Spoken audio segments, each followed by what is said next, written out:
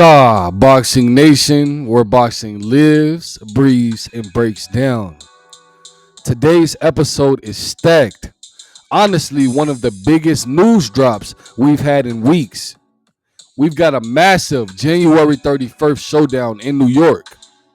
Shakur Stevenson, who is 24 wins, 0 losses, and 11 big wins coming by way of knockout, versus Teofimo Lopez, who is 22 wins, 1 loss, and 13 big wins coming by way of knockout. A highly anticipated, one of the smartest defensive-minded boxing fights. A clash of the smartest defensive mind in boxing versus one of the slickest, most explosive switch hitters in the sport. Then, just weeks earlier, on January 24th, the pound-for-pound king, Naoya the Monster Inoue, who is 31 wins, 0 losses, and 27 big wins coming by way of knockout. He defends against the undefeated Mexican technician and David Picasso, who is 32 wins, 0 losses, 1 draw, 17 big wins coming by way of knockout. A fight more dangerous than people think. And then one of the biggest stories in the middleweight division, WBO and IBF champion Janibek has tested positive for PEDs through VADA, putting his December 6th unification with Erislandy Lara in serious danger. And then to close this with your favorite segment, on this day in boxing history, let's break this all down. This is a matchup that has been brewing for years. 2 elite talents, 2 completely different mentalities, and 2 fighters who have always believed they're better than the other. Shakur Stevenson, who is 24 wins, 0 losses, and 11 big wins coming by way of knockout, versus Teofimo Lopez, who is 22 wins, 1 loss, and 13 big wins coming by way of knockout.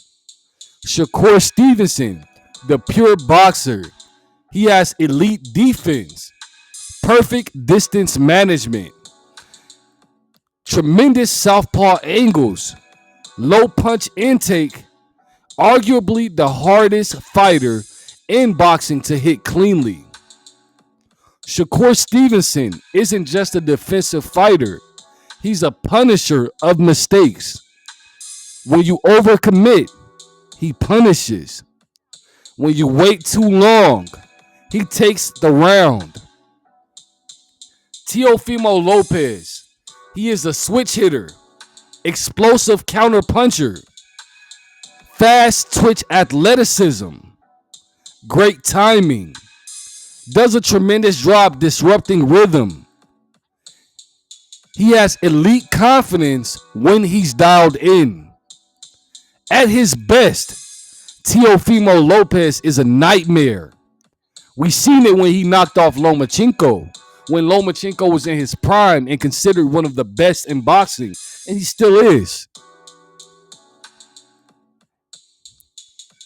We also seen that against Josh Taylor, and even flashes of it against Kampa and Arnold Barboza. Now, Shakur Stevenson's strengths in this fight will be his best defensive anticipation in boxing. He also controls the pace extremely well. He controls foot positioning. He doesn't gas out. And he has tremendous discipline on his side. Shakur Stevenson's weaknesses may look like he has a low output at times. Sometimes he waits too long. Can struggle against fighters who change rhythm constantly, something that Teofimo Lopez does well. Now, for Teofimo Lopez, his strengths in this fight will be that he has real power in this division. His counter-punching ability, his counter right hand, sometimes he stopped working when being outboxed early in the fight, similar to what he did against Jermaine Ortiz.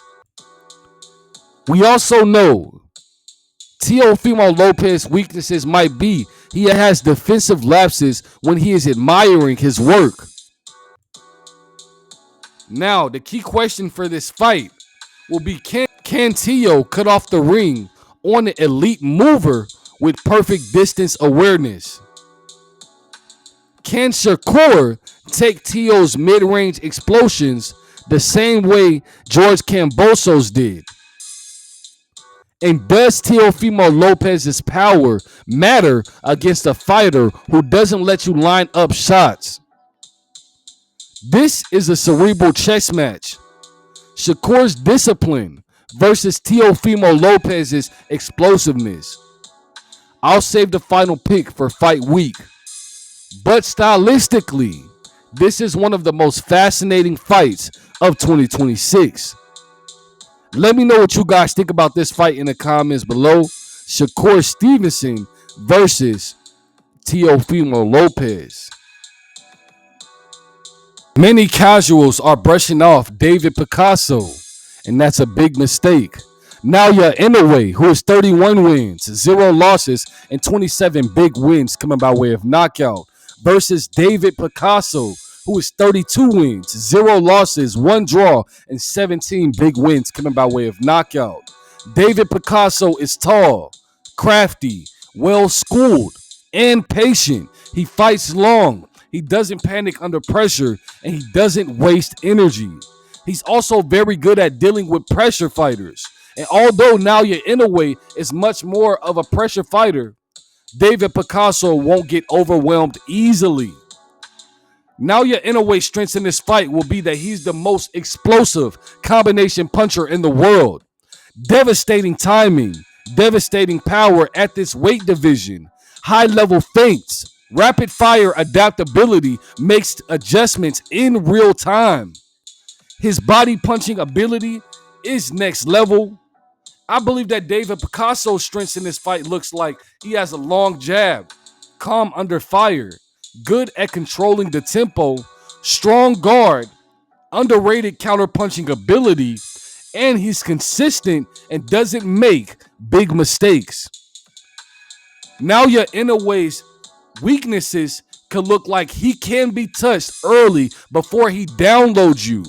He's even getting dropped in multiple fights and still comes back for the win. But sometimes he starts too aggressively. He risks of trading with longer fighters like David Picasso, and that can be extremely risky. David Picasso's weaknesses in this fight look like his lack of elite power.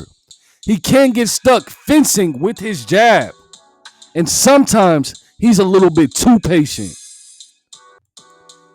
My official breakdown for this fight looks like this fight comes down to whether David Picasso can manage range for long enough to frustrate Naoya the Monster Inoue.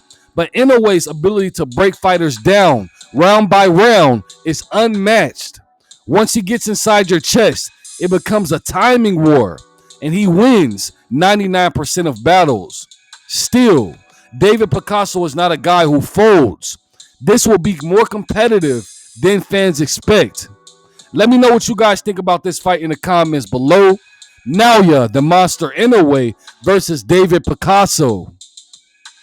Major breaking news. Janibek has delivered an adverse PED finding through VADA. He is currently the WBO and IBF middleweight champion.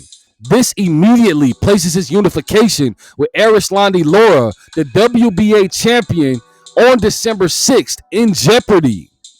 Janibek was becoming the face of the 160-pound division. This unification would have crowned a clear number one.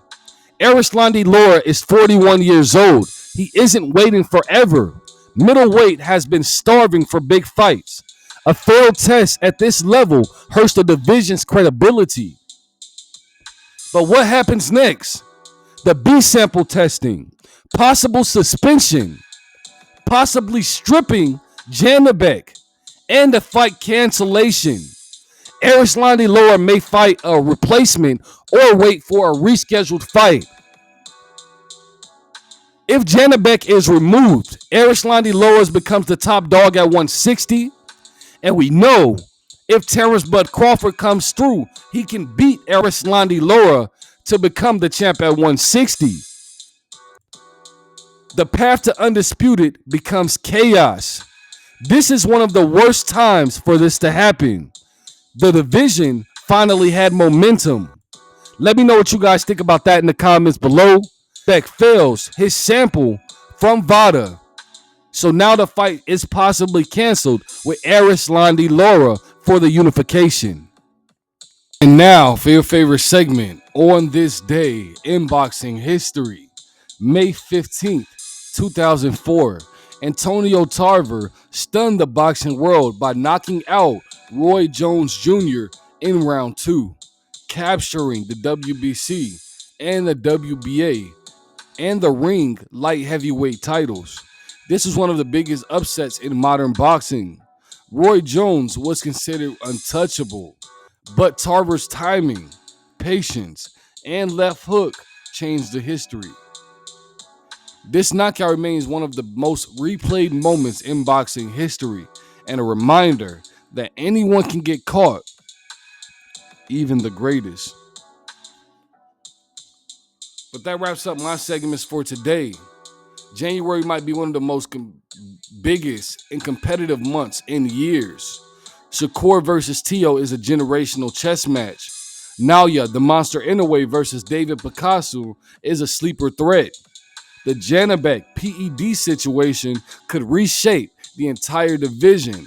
And Antonio Tarver versus Roy Jones Jr. remains a lesson in boxing history.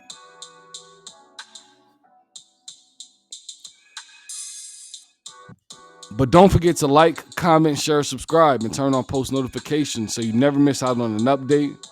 But this is ZABoxingNation. That champions get analyzed and legends are made. And if you're new here, keep your hands up, and I'll catch you in the next one.